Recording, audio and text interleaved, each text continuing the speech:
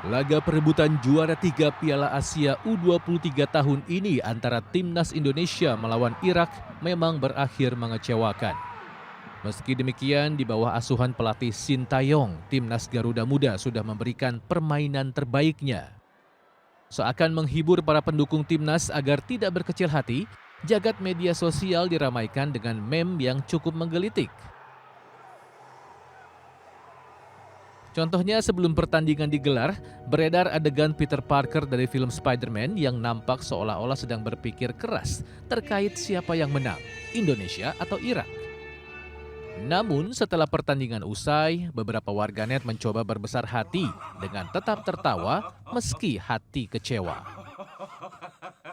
Namun YouTuber Jerome Pauline nampaknya tak punya pilihan lain setelah dianggap netizen sebagai pembawa sial bagi Timnas. Usai mengunggah permintaan maaf kepada warganet karena dituding menyebabkan Timnas Indonesia kalah melawan Uzbekistan di semifinal, pemuda 25 tahun itu malah dengan terang-terangan memilih mendukung Irak untuk menang. Cari aman aja ya, Jer.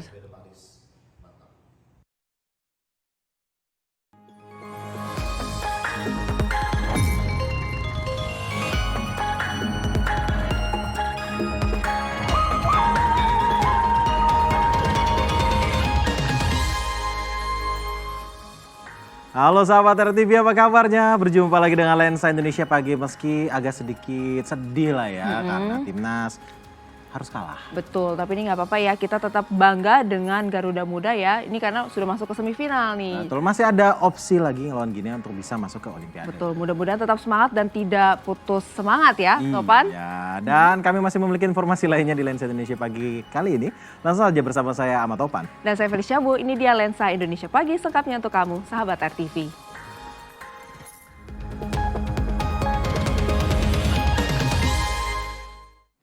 Ya, sahabat, untuk kedua kalinya Timnas U23 Indonesia kembali gagal memanfaatkan peluang lolos ke Olimpiade Paris 2024. Iya, hasil ini setelah Garuda Muda ditekuk Irak dalam perebutan juara ketiga Piala Asia U23.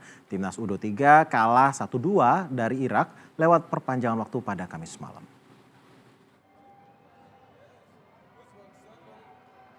Timnas U23 Indonesia kembali gagal memanfaatkan peluang lolos ke Olimpiade Paris 2024. Ini setelah Garuda Muda ditekuk Irak dalam perebutan juara ketiga Piala Asia U23. Timnas U23 kalah 1-2 dari Irak lewat perpanjangan waktu pada Kamis malam. Padahal skuad asuhan Sintayong itu mampu unggul lebih dulu di babak pertama. Tendangan mendatar Ivan Jenner di menit 19 berhasil mengubah skor menjadi 1-0 untuk keunggulan Indonesia. Sayangnya di menit 28 gawang Hernando Ari kebobolan. Umpan dari sepak pojok gagal dihalau dengan sempurna oleh Hernando. Bola liar itu kemudian diteruskan oleh Zaid Tahsen untuk merobek gawang Indonesia. Skor pun jadi imbang 1-1 di babak pertama. Di babak kedua kendali permainan dipegang penuh oleh Irak. Namun skor sama kuat tak berubah. Laga pun harus berlanjut ke babak perpanjangan waktu. Di babak tambahan 15 menit pertama inilah gawang Indonesia kebobolan untuk kedua kalinya. Kesalahan Justin Hapner menghalau bola membuat bintang Irak Ali Jassim menjebol gawang Indonesia. Skor pun berubah menjadi 2-1. Meski timnas Indonesia terus berusaha menyamakan skor, namun akhirnya keunggulan Irak tak bisa disamakan oleh Indonesia. Laga pun berakhir dengan skor 2-1 untuk Irak. Alhasil, tiket langsung ke Olimpiade Paris diraih Irak dan Indonesia harus menjalani play-off melawan Guinea untuk memperebutkan satu tiket terakhir. Ya, pertandingan perebutan juara 3 sepak bola U23 antara Timnas Indonesia melawan Irak akhirnya dimenangkan Irak dengan skor 2-1. Ini meski kecewa atas hasil pertandingan, namun orang tua pemain Timnas Muhammad Ferrari dan Pratama Arhan mengaku tetap optimis Indonesia masih punya harapan lolos ke Olimpiade Paris.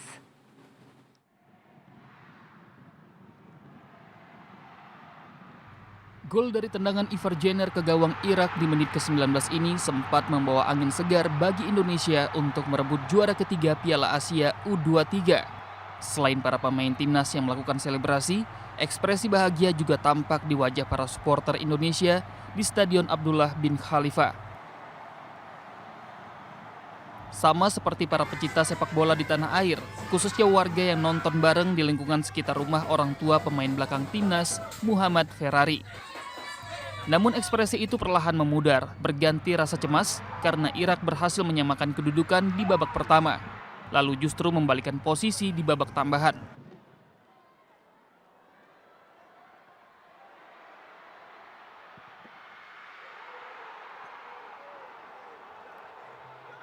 Laga berakhir dengan kemenangan Irak dengan skor 2-1. Raut wajah kecewa pun tak bisa disembunyikan orang tua Ferrari, Paino, yang ikut nonton bareng bersama warga.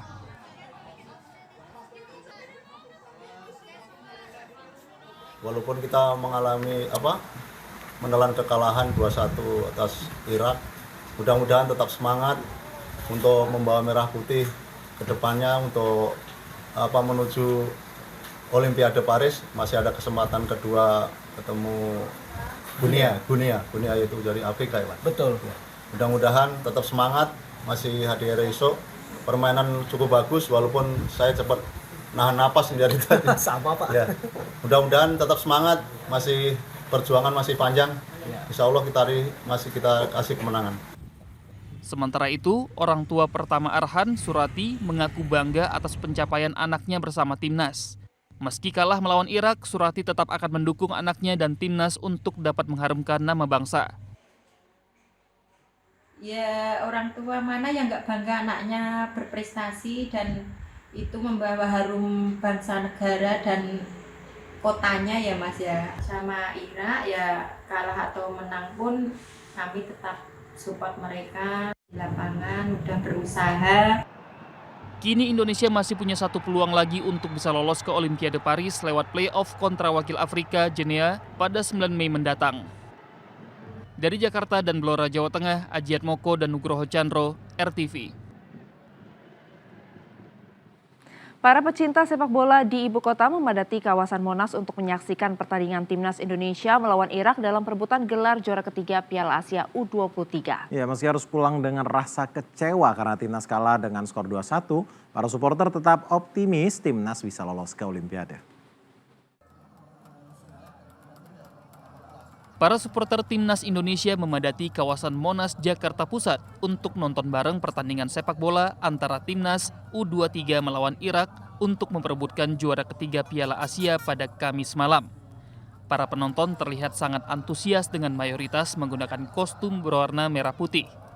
Kawasan Monas pun bergemuruh ketika Indonesia sempat unggul di babak pertama lewat tendangan Ivan Jenner di menit ke-19.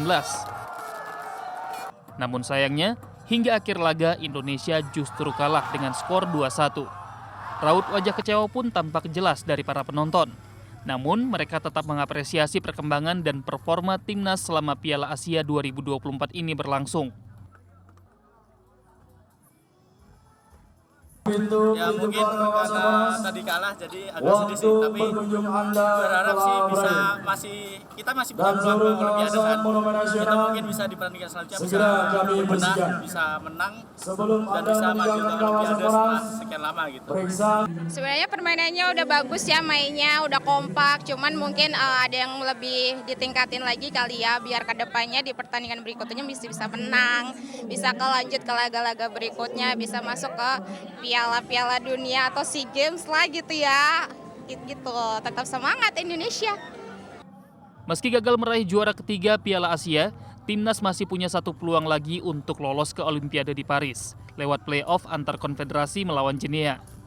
Pertandingan tersebut menjadi satu-satunya kesempatan yang tersisa untuk timnas Indonesia agar bisa bertanding di Olimpiade Paris 2024 setelah 68 tahun lamanya Indonesia absen di ajang Olimpiade.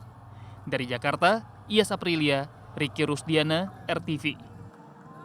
Kita beralih ke informasi lainnya. Kabar kurang menyenangkan muncul dari perusahaan AstraZeneca. Perusahaan farmasi Inggris tersebut mengaku vaksin COVID-19 buatannya dapat mengakibatkan efek samping langka berupa pembekuan darah yang bisa mengakibatkan kematian. Iya, Topani, lantas apa respons Kementerian Kesehatan? Berikut liputannya.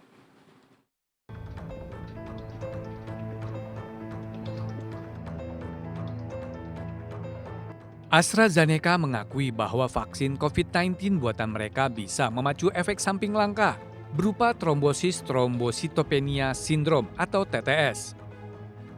TTS bisa menyebabkan pembekuan darah serta jumlah trombosit darah rendah.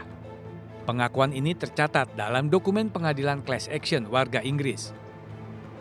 Warga mengajukan class action atas klaim bahwa vaksin yang dikembangkan bersama Universitas Oxford ini bisa menyebabkan kematian dan cedera serius. Kasus pertama diangkat Jamie Scott yang mengalami cedera otak permanen karena pembekuan darah usai menerima vaksin pada April 2021.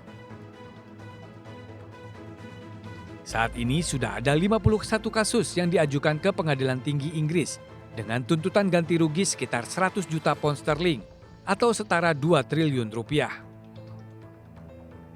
Juru bicara AstraZeneca mengatakan bahwa vaksin produksi mereka sudah diterima di seluruh dunia dan juga mengatakan bahwa efek samping vaksin sangat jarang terjadi.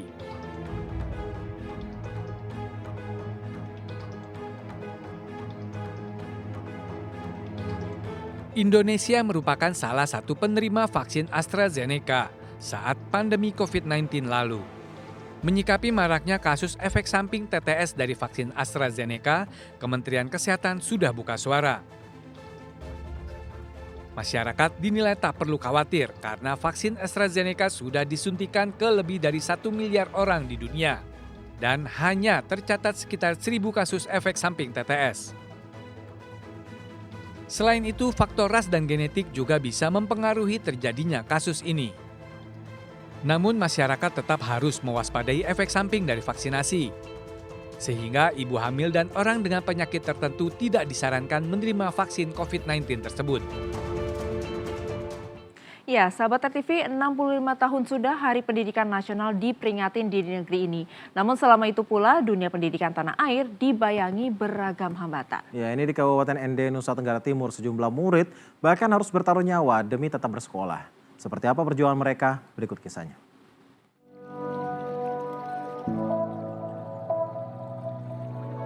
Lihatlah perjuangan anak-anak ini. Mereka adalah siswa-siswi SD Impres Nio Sanggo dan SMP Negeri Detunggali yang terletak di Desa Fataatu Timur, Kecamatan Wewaria, Kabupaten ND, Nusa Tenggara Timur. Menyeberangi Sungai Lewolaka dengan cara seperti ini harus mereka tempuh setiap hari demi tiba di sekolah tepat waktu. Ini cuaca masih cukup cerah, sahabat. Nah, tapi kalau musim hujan, arusnya menjadi jauh lebih berbahaya karena jadi lebih deras dan lebih tinggi dari ini. Apalagi lebar sungai mencapai 150 meter, cukup mengancam nyawa untuk diseberangi. Selepas ini mereka masih harus berjalan kaki 2 km untuk sampai di sekolah. Tapi ya mau bagaimana lagi, hanya inilah satu-satunya akses tercepat menuju sekolah. Supaya seragam dan sepatu tidak basah, mereka harus melepas semua itu sebelum melintasi sungai dan mengenakannya kembali saat sampai di seberang. Terkadang sejumlah orang tua murid ikut mendampingi saat mereka tak sibuk di kebun dan sawah. Ya, ketiadaan fasilitas jembatan dari pemerintah setempat membuat situasi ini sudah berlangsung selama puluhan tahun. Kesulitan untuk pergi sekolah dan masyarakat di wilayah ini yang melintasi aliran sungai ini karena memang musim hujan itu dia tidak menentu, dia kadang-kadang banjirnya pagi, siang dan bahkan sampai pagi lagi, sehingga anak-anak sekolah itu mereka terlambat ke sekolah atau bisa saja mereka tidak sekolah, sehingga banyak yang tertinggal mata pelajaran. Hal ini menjadi salah satu potret dunia pendidikan tanah air, di mana hambatan anak-anak memperoleh pendidikan yang layak, serta kesulitan warga pelosok meningkatkan perekonomian, masih menjadi PR besar yang harus segera diatasi pemerintah. Dari Kabupaten ND, Nusa Tenggara Timur, Efron Suna, RTV. Sahabat RTV, warga Cilegon, Banten ini terpaksa menanam pohon pisang di jalanan berlubang yang ada di area tempat tinggalnya. Ya, aksi ini dilakukan sebagai protes kepada pemerintah yang tak kunjung memperbaiki jalan meskipun jalan berlubang sudah memakan korban.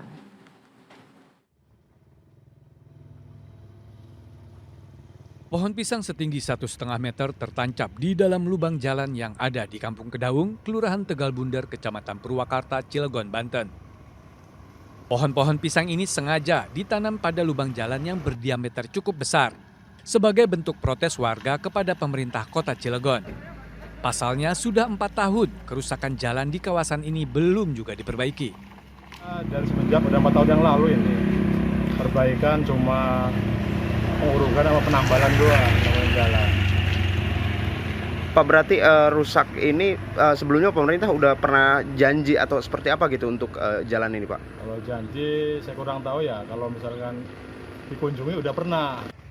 Selain itu, jalan rusak sepanjang kurang lebih 2 km ini kerap memakan korban karena kecelakaan, terutama pengendara kendaraan roda 2. Ya, soalnya banyak lubangnya. Anak saya kemarin tuh kecelakaan. Ya, alhamdulillah anak saya ini nggak apa-apa. Cuma motornya hancur. Oh, dari tempat ini? Dari tempat ini, Bu, ya? Iya, dari tempat ini. Warga berharap pemerintah setempat bisa segera melakukan perbaikan jalan agar tidak ada kecelakaan lagi akibat jalan rusak yang merugikan banyak pihak. Dari Cilegon, Banten, Herbert Marbun, RTV.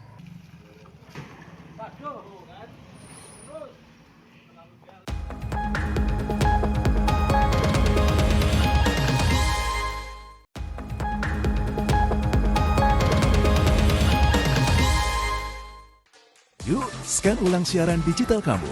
Caranya mudah. Hidupkan set-top box dengan remote-nya. Lalu nyalakan televisi kamu. Setelah itu di menu pengaturan, pilih sistem penerimaan siaran.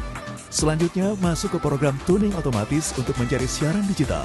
Dan tunggu sampai prosesnya selesai. Jika siaran digital belum ditemukan, coba ulangi langkah sebelumnya untuk proses scan ulang. Atau pilih manual scan dan masukkan kode UHF sesuai kota masing-masing. Ayo, scan ulang siaran digital kamu sekarang.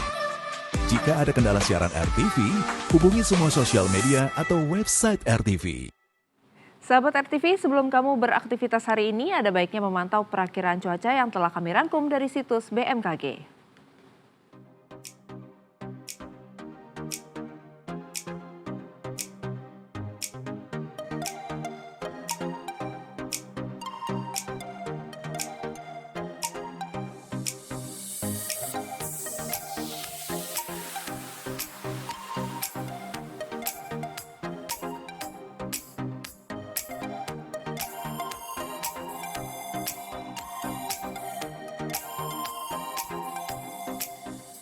Demikian Lensa Indonesia pagi kali ini. Akhir kata, saya Felicia Bu. Dan saya Ahmad Topan mewakili segenap kru yang bertugas undur diri. Terima kasih atas perhatian kamu. Selamat beraktivitas dan sampai jumpa.